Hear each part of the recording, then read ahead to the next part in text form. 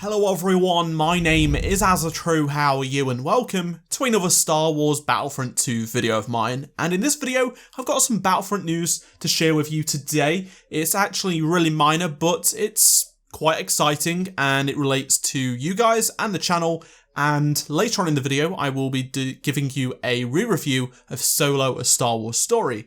I've just got back from the cinema from watching it, and I thought I hadn't done a re-review of a Star Wars film prior to this, whether it be The Force Awakens, Rogue One, or The Last Jedi, but I thought it was time to do it because there were some thoughts that I put in my previous review I did last Thursday when it did release that I don't necessarily agree with, and, you know, it was just something that some of you guys wanted in the comments section on the previous video. But let's talk about Battlefront 2 then. So EA Play is just around the corner, and on June the 1st to the 3rd, EA are doing a charitable event for EA Play. They do this every year with EA Play, and basically it's called Play to Give, and they give a lot of money to different charities relating to gaming and programming, that sort of stuff. It's all really, really good causes that are very close to the video game industry, and they give money and they give prizes out in-game, like credits in Star Wars Battlefront last time round,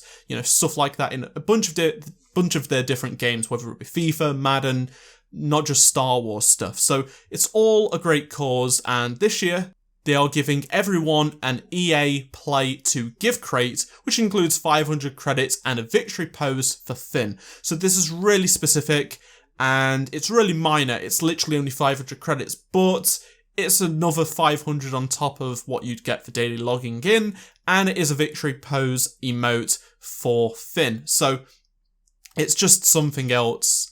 It's a good cause. People are mocking it, but come on, it's free. It's for a good cause. But the best news is that modding is back. The tools now work. So you've been waiting for the last couple of weeks for a top 5 mods of the week episode, and I can give you that this Sunday. It is back. The modding videos shall return. The Frosty tools work perfectly, and they've never been better. So more modding videos are coming next week. I'll have some awesome ideas to share with you in the coming few days, but next week I'm going to try and put out a couple of mod videos, not just the top 5 mods of the week, so keep your eyes out for that. But I'm super excited to get back into the modding videos, and I hope you are too, because there has been a lot of people desperate commenting on all of my videos on Twitter saying, where are the modding videos? Well, they're back this Sunday. So let's get into that Solo re-review now, because the Battlefront 2 news is up for today. So, I said in my last review, this is going to be spoiler free by the way, for the first part, that I didn't necessarily get on with the music. It was better than the Rogue One soundtrack, but it wasn't so much on par with like The Last Jedi and The Force Awakens. But it still isn't on par in my opinion, but it's much higher in my list, I would say. It's definitely better at the second time round. I just did not give it time. I think it wasn't good enough to get me on the first go, but after I watched it a second time, honestly, it's fantastic. It really is really, really good. No spoilers here for L3, but I don't think she was as annoying the second time round. I think it was just a bit more in your face when you're trying to concentrate on other stuff, like what's going on with Han and Chewie, that, you know, and Lando as well, and what's going on with the Falcon. But second time round, she wasn't that bad. Like, she's just sort of there, and at the end, and I think it was really good that they did that. And on top of that, I really like the Easter eggs that were scattered around here and there. No spoilers. I won't talk about anything spoiler related just yet, but there is some really cool Easter eggs that as soon as I got out of the cinema the first time round, I looked up, and then more have been discovered since my last review as well. I think, looking back on it, I actually enjoyed the first part of the film more. I wasn't a huge fan of it coming out of it the first time round because it was so fast paced, and I was focusing more on the ending of the film. I think after looking it back now, I feel like the first act, and specifically the second part of the film where they go to Vandor, is just too short. I feel like it was a bit too quick. It was a bit too sudden, in my opinion. I wanted a little bit more build-up. And I think this is now spoiler territory now, but I just want to say that watching it the second time round, the impact of Enfys Nest being in and around Han and Beckett and the gang before she reveals herself has less of an impact, and the element of surprise is definitely worn off straight away.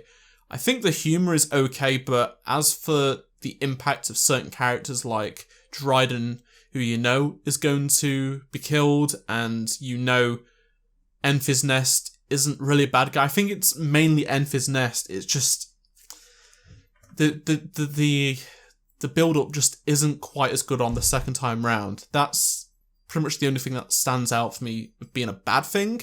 I think the rewatchability is much better than Rogue One for me personally, but I can't see myself wanting to watch this over and over again. It's just a really good, fun film, but definitely not something I want to see, you know, as much as I would watch, say, The Force Awakens or The Last Jedi or A New Hope. It's just, I don't know, there's just something about it where it doesn't seem as rewatchable. And on top of that, there are some moments in between main acts where it's really slow and doesn't suit the film.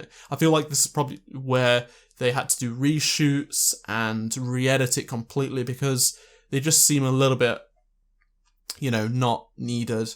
I'm still going with the impression of the sound of the voices could be a little bit clearer, and some of the scenes at the start of the film could be lighter. You know, I liked the mood it would give off, but it's just not.